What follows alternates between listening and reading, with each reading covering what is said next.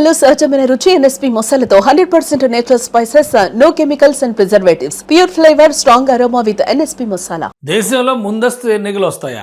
2029 వరకు ఆగాల్సిన అవసరం లేదు, 2027లోనే ఎన్నికలు రావచ్చు అనేటువంటి ప్రచారాలు 2024 ఎన్నికలు వచ్చి ఫలితాలు వచ్చి ప్రభుత్వాలు ఏర్పడిన మరుసటి రోజు నుంచే మొదలైంది. మరీ ముఖ్యంగా ఆంధ్రప్రదేశ్లో అయితే 2027లో ఖచ్చితంగా ముందస్తు ఎన్నికలు వస్తాయి అనేటువంటి ప్రచారం పనిగట్టుకుని మరి జోరుగా ప్రచారం చేసిన వాళ్ళు ఉన్నారు. అయితే వీటన్నిటిపైన ఇప్పుడు నీళ్లు చల్లేసింది ఒక ప్రకటన.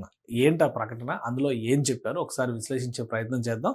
దేశానికి సంబంధించి జనాభా లెక్కల సేకరణ అనేది ఒక కీలకమైనటువంటి ఘట్టం. సహజంగానే జనాభా లెక్కలు సమీకరించి వాటన్నిటిని కన్సాలిడేట్ చేసి గెజిట్ రిలీజ్ చేసేందుకు కనీసం ఏడాదిన్నర సమయం పడుతుంది. అయితే 2021లో జరగాల్సినటువంటి జనాభా లెక్కల సేకరణ దేశవ్యాప్తంగా జరగలేదు. కరోనా వచ్చినటువంటి ఉత్పాతం, దాని తర్వాత పరిణామాల నేపథ్యంలో కేంద్ర ప్రభుత్వం దాన్ని వాయిదా వేసింది. తర్వాత 2025 నాటికి జనాభా లెక్కల సేకరణ మొదలు పెడతారనుకున్నారు. అయితే కొత్తగా 2024లో ఎన్నికలు జరగడం, ప్రభుత్వం ఏర్పడడం, ఈ నేపథ్యంలో కొంత జాప్యం జరిగింది. ఇప్పుడు ఫైనల్గా డిసైడ్ చేసింది జనాభా లెక్కల సేకరణకు సంబంధించి కేంద్ర ప్రభుత్వం. దీనిపైన క్యాబినెట్ డెసిషన్ తీసుకుంది. 11,000 కోట్ల రూపాయల ఖర్చుకు సంబంధించినటువంటి అప్రూవల్ కూడా కేంద్ర క్యాబినెట్ ఇచ్చేసింది. ఈ నిర్ణయాన్ని కూడా ప్రకటించారు. ఇందులో ఏం చెప్పారు, ఎందుకు 2027లో ఎన్నికలు రావు అనేటువంటి విషయాన్ని మనం ఇప్పుడు విశ్లేషిద్దాం. Census of India 2027 cabinet approves the scheme of conduct of census of India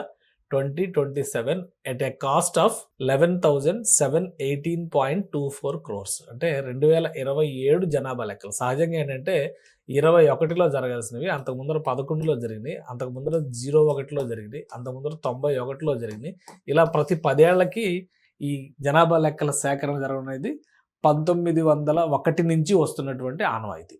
మొత్తానికి 2021లో అది బ్రేక్ అయింది. ఇప్పుడు 2027ని స్టాండర్డైజ్ చేసేటువంటి సంకేతాలు చాలా స్పష్టంగా కనిపిస్తుంది. ఇక జనాభా లెక్కల సేకరణకు కూడా కొన్ని క్లారిటీలు ఇచ్చింది కేంద్ర ప్రభుత్వం. Census of India would be conducted in 2 phases, house listing and housing census April to September 2026.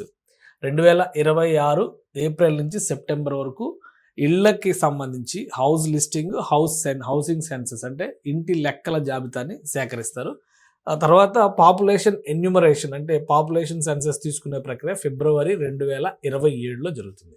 So 2027లో ఈ ప్రక్రియ పూర్తయిన తర్వాత జనాభా లెక్కల మొత్తాన్ని కన్సాలిడేట్ చేసి రాష్ట్రాల వారీగా జాతీయ స్థాయిలో జనాభా లెక్కల ప్రకటన చేసేందుకు కనీసం ఒక 6 నెలల సమయం పడుతుందని చెప్పి అంచనా వేస్తున్నారు. అంటే బహుశా 2027 జూన్ నుంచి మనం అంచనా వేసుకొని చూస్తే కనుక సెప్టెంబర్ లోపు వీటికి సంబంధించినటువంటి ప్రకటన వచ్చే అవకాశం ఉంది. దీనివలన 2027లో మళ్ళీ ఎన్నికలు జరుగుతాయి అనేటువంటి అభూత కల్పనలన్నీ కూడా ఇప్పుడు గాలి కొట్టుకుపోయినట్టు అవుతుంది. 2027లో జరగడానికి అవకాశం లేదు అని చెప్పడానికి ప్రభుత్వం ఇచ్చేటువంటి ఈ జనాభా లెక్కల సేకరణలో ప్రకటన ఫైనల్ గెజిట్ రావడానికి పట్టేటువంటి సమయమే దీనికి ఒక నిర్దిష్ట అంశంగా మనం చూడాల్సి ఉంటుంది. ఇక మరొకటి ఇందులో కీలకమైనటువంటి పాయింట్ ఏంటంటే it will also capture caste data electronically in second phase population enumeration. అంటే ఈ పాపులేషన్ ఎన్యూమరేషన్ జరిపేటువంటి క్రమంలో కుల గణన కూడా చేయబోతుంది కేంద్ర ప్రభుత్వం. మొదటిసారిగా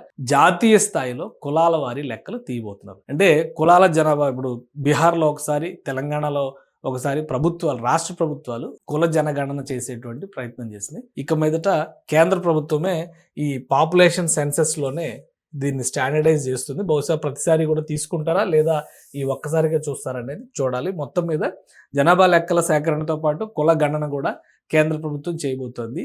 ఇవి రెండు జరిగిన తర్వాత 2027లో దీనికి సంబంధించినటువంటి నోటిఫికేషన్ వచ్చిన తర్వాత 2 అంశాలు మళ్ళీ రిజర్వేషన్ల ప్రక్రియని సమీక్షించేటువంటి అవకాశం ఉంటుంది. కులగణన చేస్తున్నారు కాబట్టి. రెండవ అంశము దీనికి సంబంధించి సీట్ల పెంపు అంటే డీలిమిటేషన్ పైన చాలా వరకు చర్చ జరుగుతుంది. ముఖ్యంగా ఏపీ విభజన చట్టం ప్రకారం ఆంధ్రప్రదేశ్, తెలంగాణ రాష్ట్రాల్లో అసెంబ్లీ స్థానాల సంఖ్య పెంపుకు వెసులుబాటు ఉంది. కానీ జనాభా లెక్కల సేకరణ జరగలేదు కాబట్టి, పాత జనాభా లెక్కల సేకరణ ప్రకారం చేయడానికి అవకాశం లేదు కాబట్టి ఇది ఆపాల్సి వచ్చింది. కాబట్టి 2027 ఇవన్నీ ప్రక్రియలు కంప్లీట్ అయితే డీలిమిటేషన్ ప్రక్రియను కూడా కేంద్ర ప్రభుత్వం మొదలుపెట్టేటువంటి అవకాశం ఉంది. జాతీయ స్థాయిలో పార్లమెంట్ స్థానాలు కూడా పెరుగుతాయి అనేటువంటి అంచనాలు. వీటన్నిటినీ కంప్లీట్ చేయడానికి 2028 కూడా చాలా కీలకమైనటువంటి సమయం అవుతుంది. 2028 వరకు ఈ ప్రాసెస్లన్నీ కంప్లీట్ అయితే మళ్ళీ జాతీయ సార్వత్రిక ఎన్నికలు 2029లో రావడానికి అవకాశం ఉంది. అప్పటి వరకు ఆంధ్రప్రదేశ్, తెలంగాణలో కూడా అసెంబ్లీ స్థానాలు పెంచుకోవడానికి అవకాశం లేదు. మరొక ముఖ్యమైనటువంటి అంశం ఏంటంటే కేంద్రం చేసిన చట్టం ప్రకారమే 2027 నుంచి మహిళా రిజర్వేషన్ అమలు ప్రక్రియ కూడా ఆచరణలోకి తీసుకురావాల్సి ఉంటుంది. సో దీన్ని కూడా ఫైనల్ చేస్తారు. 2027 జనాభా లెక్కలు రావడము, మహిళా రిజర్వేషన్ ఫైనల్ చేయడము, డీలిమిటేషన్ ఫైనల్ చేయడము 2027-28 మధ్యలో జరిగేటువంటి ఒక అతిపెద్ద అంశం కింద మారుతుంది. జాతీయ స్థాయిలో రాజకీయ స్వభావాల్ని, రాజకీయ నైసర్గిక స్వరూపాల్ని మార్చేటువంటి నిర్ణయాలుగా మారుతాయి. సో ముందస్తు ఎన్నికలు అనేటువంటి ప్రహసనం ఇక్కడితో ముగిసిపోయినట్టే చూడాలి.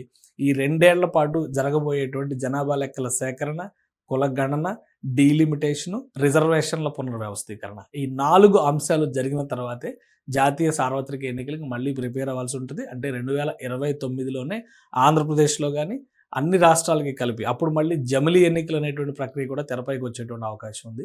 ఆ జమిలీ ఎన్నికల్ని 2029, 2034 నుంచి ఇంప్లిమెంట్ చేయడానికి అవకాశం ఉంటుందని చెప్పని ఒక అంచనా వేస్తున్నారు. సో జనాభా లెక్కల సేకరణ అనేది ప్రతిష్టాత్మకమైనటువంటి ప్రక్రియగా ఇప్పుడు మనం చూడాల్సి ఉంటుంది.